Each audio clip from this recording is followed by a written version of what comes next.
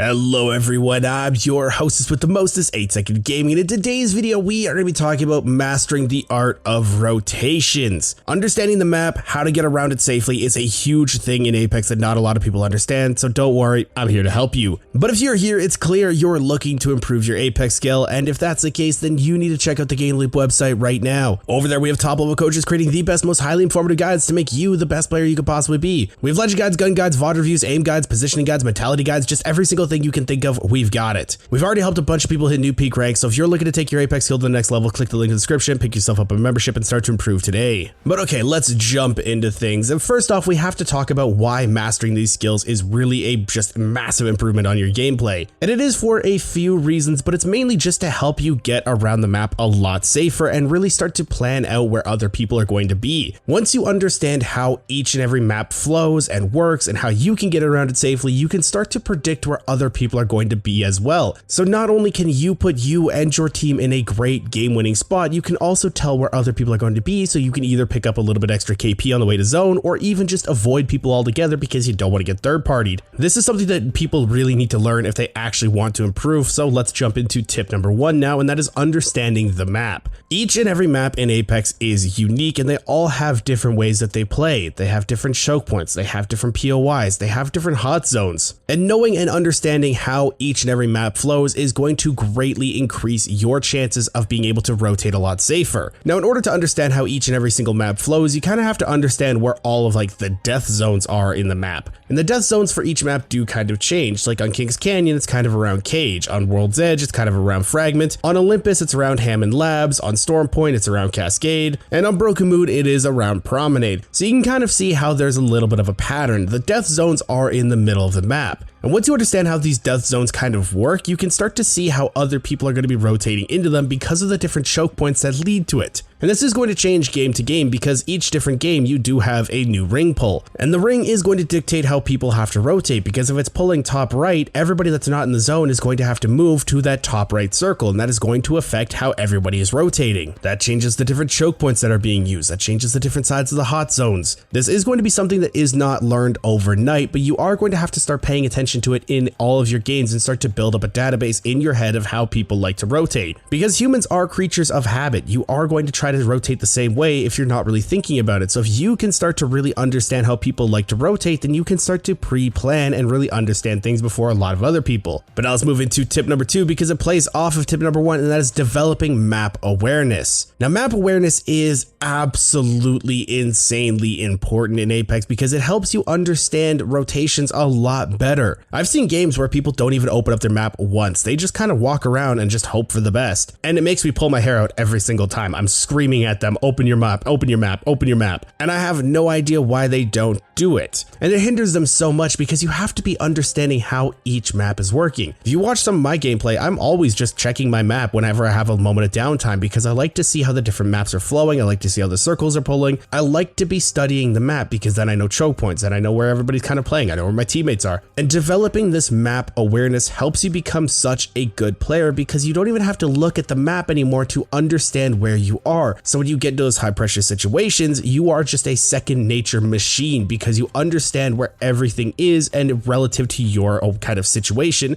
you can know where you have to go for cover, for space, for resources, because you were just looking at your map whenever you had a moment of downtime. And this also does help you kind of be a little bit more aware of your teammates' positions. I see this issue all the time, especially in solo queuers, where people don't really know where their teammates are playing. Sometimes they'll get into a fight and their teammates are off in La La Land because they just never checked their map. They had no idea where they were playing and they just got into a fight and nobody's there to back them up. Having this map awareness will help you kind of solve that because you're going to understand where your teammates are a lot more often. But okay, now let's move into tip number 3, and this is going to be talking about your early game rotations. Now, early game rotations do kind of set the tone of how you are going to play for the rest of the game, because depending on how you have to go, it's going to really identify what your game plan is going to be. If you want to play zone and you are already smack dab in the middle of the zone, you don't actually have to rotate anymore because you're going to be playing a spot for a long time. So you can spend a little bit of extra time, gather a little bit of extra loot, grab what you need, and then start to set up a lot earlier. You're going to be a lot more set up than people that have to rotate a really far distance because you can have that extra time of breathing space. But on the flip side, if you have to to rotate really far and you still are trying to play zone, then you're going to have to forego looting your entire POI so you can get going a little bit earlier. And there are some things that can help you move around the map a lot faster: evac towers, zip lines, portals, that kind of stuff. Now when it comes to picking a drop spot for the early game, there's no real best spot to go to, because each game can be different. There could be some really drastic ring pulls where even if you land on the edge of the map, you might still be in the center of the zone. However, 9 times out of 10, it is probably best to land somewhere towards the middle of the map and loot that, because you're going to have a lot faster rotations even with those drastic ring pulls. Because if you land, say, bottom left of the map and the ring pulls the top right, that's a really far way to run. But if you land in the middle of the map and it pulls top right, you're not that far away. And another thing you guys really have to understand is looting efficiently. There's so many times that I see so many people spend way too long looting a POI. They land with their team, they run the same directions, they loot the same stuff over and over and over, they go back to triple check a building. If you're in a 3-stack, you should have a loot plan already pathed out. You should know where your teammates land, they should know where you land, they should know where you are going to loot, and you should know where they're going to loot. And if anybody sees anything that's worth picking up, they could just hold it in their backpack or ping it if it's not too far away. But if you are a fair ways away from your teammates, sometimes it's not even worth pinging it, because it's not worth the time it'll take for the teammate to run, grab it, and then get back to you. That's why you can sometimes see pros in their scrims or tournaments and not even ping something like a purple mag, because they're just so far away from their team, it's not worth the time it takes to grab it. This might come as a little bit of a shock to some people, but yeah, leaving loot behind sometimes is not the worst idea. But that is only if you are really trying to get to zone a lot faster. If you're going to play edge, that's a completely different thing, because you are going to forego getting a spot in zone to try to play on the edge of circle and get more kills. And then if that's the case, then you can grab some extra loot, you can play a little bit slower, but that's a whole different thing. But now let's move into tip number 4, and this is mid-game rotations. Now mid-game is where stuff really starts to pop off, because this is where people can come in 3rd party, 4th party, 5th party. This is where people get stuck in really bad situations and they don't know what to do. But this is where you take the information that we talked about in tip 1 and 2 and kind of smash that all together. You need to understand how the map works, how the map flows, because then you can start to pick a better, safer rotation. And if you want a little bit of an extra hand with this, then you can play a control legend and a recon legend, because then you get extra ring knowledge and you can see where everyone's playing to help you plan better rotations. If you know exactly where everyone is, then it's actually really hard to run into somebody if you don't want to.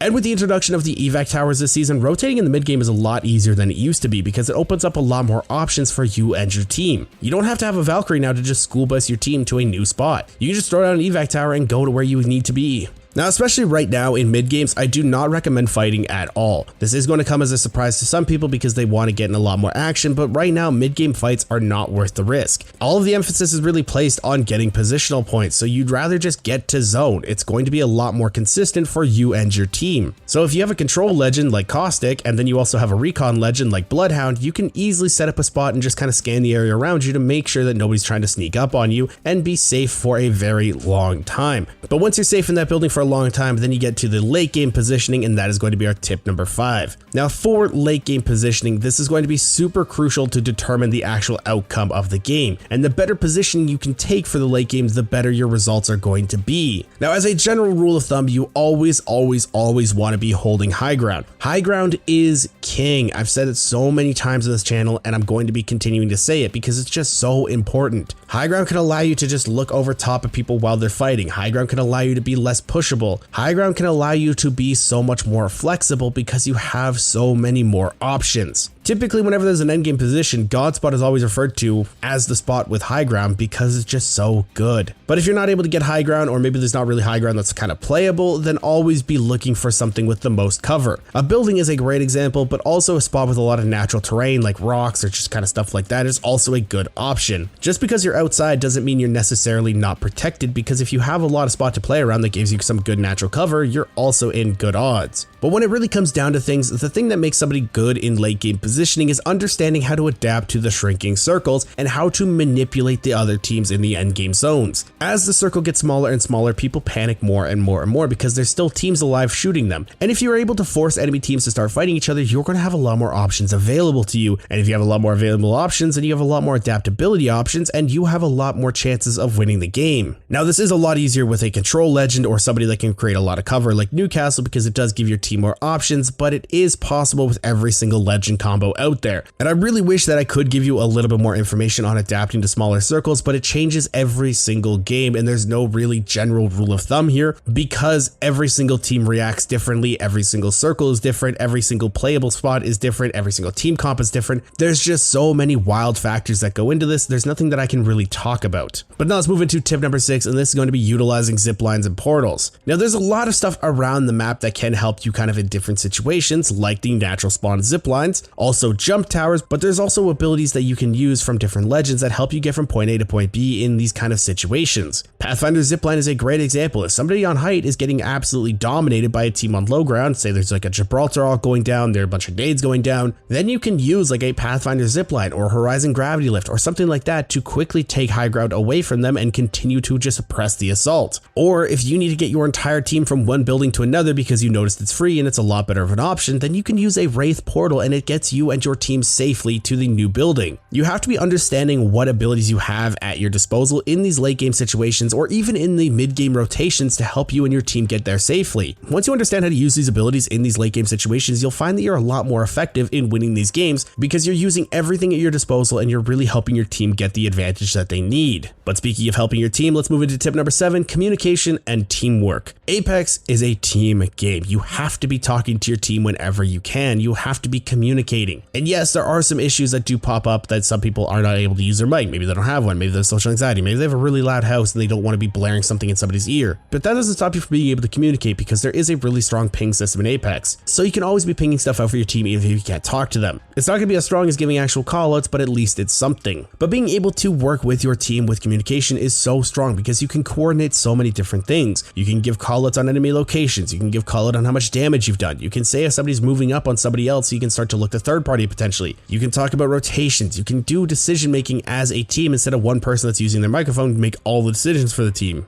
I'm going to say this again because it's very important. Apex is a team game. You should always be making decisions as a team. If your team wants to do something that's going to put you in a bad spot and you know it's going to put you in a bad spot, then say something. Don't just let it happen and then get mad that your teammates threw the game. This is going to be something that is going to be hard for some people to work on because communication is not something that just comes naturally. Good callouts are something that you have to work on over time. But once you start to understand how to give accurate good callouts, it really will help your team. But now let's move into tip number 8, and this is just understanding ring pulls. Now, like I said before, you should have a control legend if you want to play zone so you can get the ring knowledge of the next zone. But there is a general rule of thumb that you can use with rings to really understand how they're going to pull. If the ring is favoring one side of the map, like the top left quadrant, and then the next ring is also favoring the top left quadrant, it's going to continue to pull that top left side more than likely. The ring likes to favor the same sides that it pulls to, and it is very rare for it to just randomly jump back in directions. There is an algorithm that the ring follows that does determine which way it's going to pull. They have randomized it a little bit in the past and they continue to randomize it, so it's going to be a little bit harder to predict it accurately. But once you kind of understand how the ring does favor by pulling to the same side typically, and then you also get a knowledge and database of rings that you've played in the past, then you will be able to more accurately predict where it's going to go and you're going to be able to accurately rotate and position your team in a better spot. But let me know if you guys have any rotation questions in the comments down below, and if you guys want to stay up to date with the latest and greatest of Apex Legends tips, tricks, and news, don't forget to smash the like and subscribe button. Thanks all for watching. Once again, mates, and gaming. I'll see you guys in the next one.